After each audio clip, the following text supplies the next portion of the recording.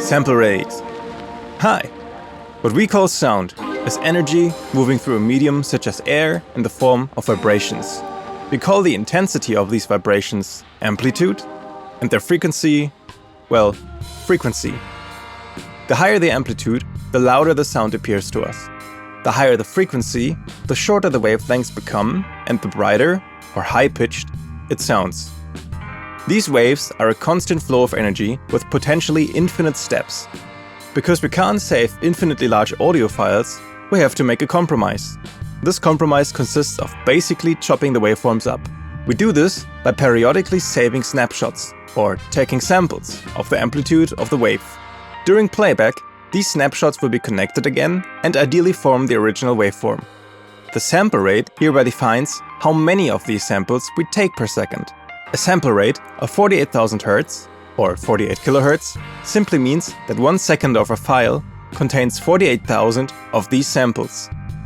Okay, now we know what the sample rate is. But how do we determine what sample rate to choose? How and why does it matter? Well, on the most basic level, the sample rate primarily decides over the highest possible frequency a file can contain. This maximum possible sound frequency is always half the sample rate. For example, if a file has a sample rate of 48,000 Hz, the maximum sound frequency it can store will be half of it, meaning 24,000 Hz. This is called the Nyquist Frequency. We can even prove this real quick. Here we have an imaginary 2 seconds long file with a sample rate of 1 Hz, so 1 sample per second. We can connect to the first point with a smooth interpolation and get half the cycle of a basic sine wave at 1 second. If we now finish the connection, we finally get to finish the full sine wave cycle at 2 seconds. So, indeed, our sample rate of 1 Hz, 1 sample per second, resulted in a maximum sound frequency of 0.5 Hz, half a wave cycle per second.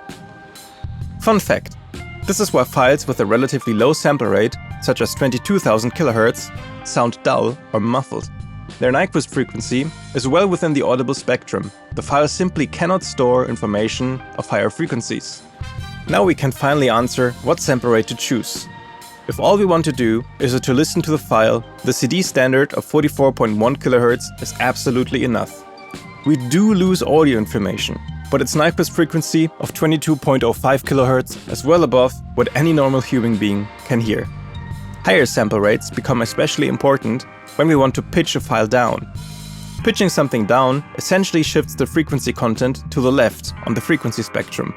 If the highest possible frequency of the file is just above the audible range, it might therefore shift into the audible range, and the pitched down file sounds dull and artifacty. The sample rate can also play a large role when using DSP effects. While applying the effect, it might try to generate audio information above the Nyquist frequency, so half the sample rate. This results in the audio reflecting back into the opposite direction from the Nyquist frequency. This is called aliasing. It's also the reason why some plugins offer an oversampling option. The signal will be processed at a higher sample rate, increasing the Nyquist frequency and therefore eliminating, or at least reducing, the risk of aliasing. And that's it for today. Thanks and have a good one.